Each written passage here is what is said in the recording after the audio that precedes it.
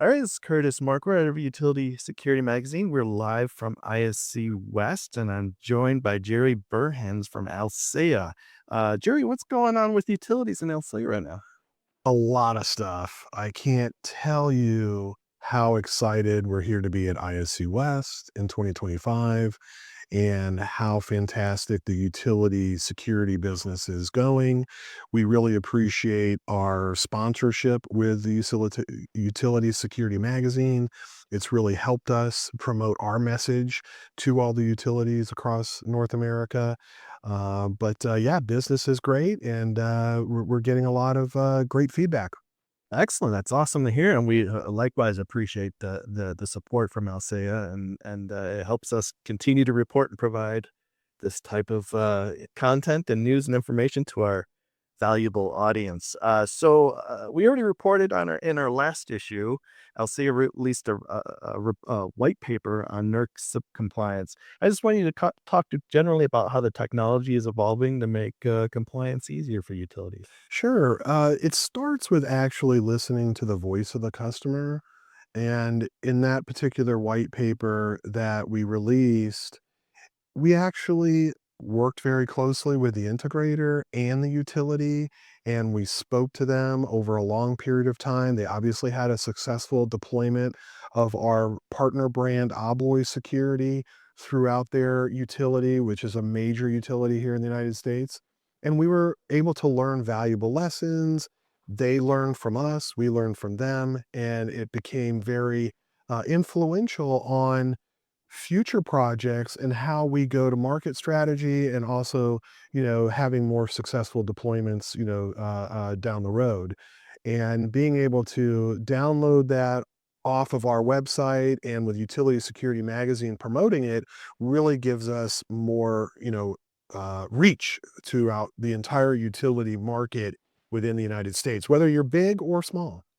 Yeah, yeah, it's a great paper, and if you go out onto the ALCEA website, take a look at it. They provide some great insights on how you can maintain compliance with NERC CIP, which I know is a focal point for all of our listeners. One trend I keep hearing here at IC West is how security solutions are quickly evolving, and technology is evolving to provide more comprehensive solutions that serve different purposes across many areas of an organization. I think a utility example might be AI and cameras that can spot when a worker's not wearing their hard hat. For Alcea, how are your products evolving to offer operational value to utilities? Sure. Well, uh, if you're listening to this podcast, that was a long question. So Curtis always makes this really easy for me. So, but no, the real answer to that, Curtis, and to the listeners, is that when you get into a complicated critical infrastructure facility, they're very unique. There could be new areas, new scopes where they need new technology, and then there's a mix of old buildings, old things that they have that they still need to communicate with, retrofit with, what have you. So it's a very unique environment. And obviously, in the security industry, being technology based, things are evolving every day. What's new today is going to be old next week. So you really have to again listen to the customer, but not only listen, but going out and working with them on proof of concepts, whether there are core products or it's an integration or collaboration with somebody else. Like I bring up our Nina Foundry collaboration on pressure release manhole covers. That was 5 years, and that came out of a necessity for a city in the United States, a city utility, and we listened. We worked with them over a couple of years, and we came out with a finished product. Now, is that finished product going to be the thing that they're going to need tomorrow? Well, guess what? It wasn't. Another city needed a pressure release lid, and Nina Foundry, being the expert in lids, they were able to use our technology with their technology for this new application that the customer brought up. Hmm. So it's always changing. You always have to be listening. And one of our core values is always being there and always listening and to be that reference brand within the critical infrastructure industry. No, yeah, yeah. It must be an exciting time for you all as technology is evolving and changing so much, and having those opportunities to provide those solutions to folks just by listening and understanding their needs. Yeah, for sure. And we have the power of Asa Abloy, at our fingertips. ALCEA being the critical infrastructure brand for Asa Abloy, we have the availability of, making connections within Asa Abloy. So when it's an internal, brand and they need product that is, Asa Abloy branded, we can help make the connections, connecting the dots, as we like to say at Alcea, and then even being a good citizen in the ecosystem of security, reaching out across the aisle and talking to either competitors or other, integrations, whether it's a deep layer integration or a level interface. We're willing to go that extra mile for the utility customer. Okay, okay. Kind of want to shift to a more specific challenge for utilities. Obviously, lot employ contractors to come in and out of their facilities and infrastructure. Can you talk a little bit more about what LCO does to help with that element? Sure, sure. When you look at our core partner product with our electromechanical or Bluetooth locking devices, we have the ability to create visitor credentials, visitors, contractors, contract employees to be able to come in at certain times and those types of things. But that's kind of the common, industry type thing that we offer with our unique ability with our locking solutions. So that's great. But as I was talking before with the power of Asa Abloy, we are fortunate to have another internal brand called BioSite and CrewSite, which are in our same division, Global Solutions, and we share the same co-located office of Plano, Texas. And they are the experts in that contract, employee, visitor type, employee data. Should Curtis be at this work site at this time? What his, the employment history, those kinds of things. And they're the experts, and we're able to reach across or internally reach across the aisle and say, hey, our customer has this need. Can you come in and do a four-legged call with this customer to really listen to them and see if this is the solution that, or that your solution will provide, what they need. Hmm. So that's exciting. So I would definitely check out for the listeners here, Curtis, is BioSite. They're great people. That was a purchase that was made, I believe, 3 years ago, and we're in the same division. Again, connecting the dots, putting people together, shaking hands, kissing babies, as they say in the utility market. That's what we're doing here. Yeah, yeah, yeah. So, oh, I don't have a really good transition for that, but I'm gonna say I flew from Chicago wearing a winter coat, and now we've come from a very frigid winter and now we're heading into summer hurricane season. The climate continues to get a little more extreme. So, looking at security solutions from LCA's perspective, what are some guidelines or recommendations you might want to provide? Yeah. So, Curtis, when you look at extreme weather conditions that happen, you look at our hardware side of our offering. We partner with Abloy for locking solutions, whether it's a padlock or some sort of mortise lock or, door lock. Um, they are able to survive and live in those critical infrastructure businesses that have exposure to those extreme weather conditions, especially most utilities specifically are in unmanned substations, things that are, unmanned boxes, locking devices, things that need, unmanned security. and they need to work all the time. So with our partnership with Obloy, we're able to provide the best in class. So whether you're in the floods of the Mississippi, you're in the extreme cold in Chicago in January, where our locks are being used outside, whether it's at the Navy Pier, where we have hundreds of locks, or throughout Chicago Metro, or a utility like ComEd. Our locks are going to perform in the cold weather, the hot weather, rainy weather, Mhm. you know?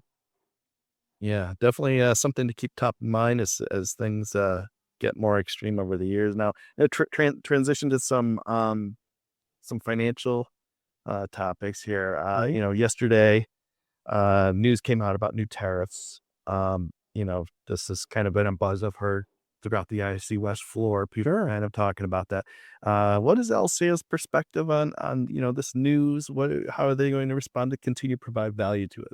Yeah, I mean, we're a hybrid division of ASA Abloy. So we're in that vertical market of critical infrastructure where utility is a huge vertical within the critical infrastructure industry. So we're very concerned. We're very in tune. We communicate closely with our collaborative internal brands that we promote, like Obloy, Keeper, those different types of companies that we work with for these types of projects. And then also our own technology, like the Allwin Total Solution software package. We have to be very keen on, what's going on. So we are unfortunately passing along a surcharge to the customers that are out there. I believe it's 3%. And that started today, and it's a real thing. So hopefully at some point, it'll resolve itself. But it is something that we're very cognizant of. We're aware of. We're communicating to our customers about this, and being a global brand or a global marketing effort, from ALCEA, dealing with customers all over the world. This is very complicated. Yeah, yeah, and hopefully, I mean, the news changes quite a bit on this too, so I'm not sure where it's going, but Yeah, we're hopefully. not in the business to, Yeah. continually give, price increases and unneeded types of things. But I believe there was an article a few weeks ago by our CEO that was talking about some tariffs in Canada, and I think he was quoted as saying that prices would have to go up. I mean, it's a real thing. I mean, we can't just absorb this. So it's a real thing. Okay. All right, well, and to wrap up this podcast with continue the conversation about change, but maybe more positive silver lining version of a change, which is, technology is evolving very quickly, as I mentioned earlier in this podcast. What are you most excited about when you think about security for utilities? About the changes of solutions and technologies and everything that's out there. What makes you excited about it? Yeah. This may be kind of a, hopefully you've listened to this podcast long enough to hear this last question and hear the end. But I definitely think that it's an interesting question. It's probably the most exciting for me, because as somebody that does press the flesh and faces customers quite a bit, um, I I believe the industry has raised the floor, raised, the bar here with the people, and the people is what's core to the critical infrastructure business and to the utility business itself. And I think that the people are more aware of the needs to have higher security. They're more educated. Some people have gone through bleeding edge technology over the years, whether it's with digital cameras to IP cameras to, all these different things, or access control where you were spending $5,000 a door and you had to create a whole door in a building or a hut or something before you could get into a place, where now you have technology that alleviates this extra cost. But you may have to be a little more intelligent and understanding of what your business case is, what your needs are, and then be able to translate that or verbalize that and bring in the right people. But then the right people are out there saying that we're here.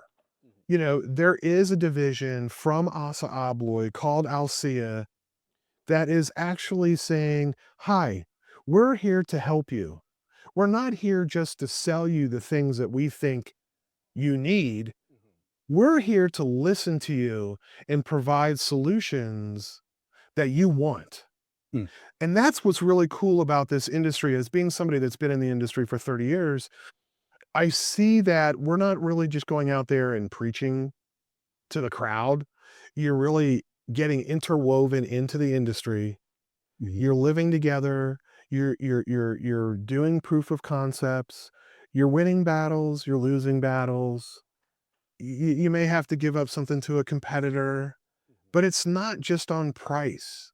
And that's the really cool thing too, Curtis, is that I've noticed a lot of tenders these days don't necessarily focus on price. They give percentages on, does this meet our requirements? Will we be able to be successful deploying your product in this application where, was a period of time that price beats all. And that's what the US market had really always been kind of thought of as very price sensitive.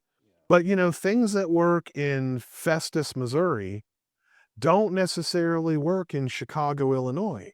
Yeah. But quite honestly, in Festus, Missouri, they probably have better technology because they can budget for things and listen, where when you look at Chicago, they don't have any money.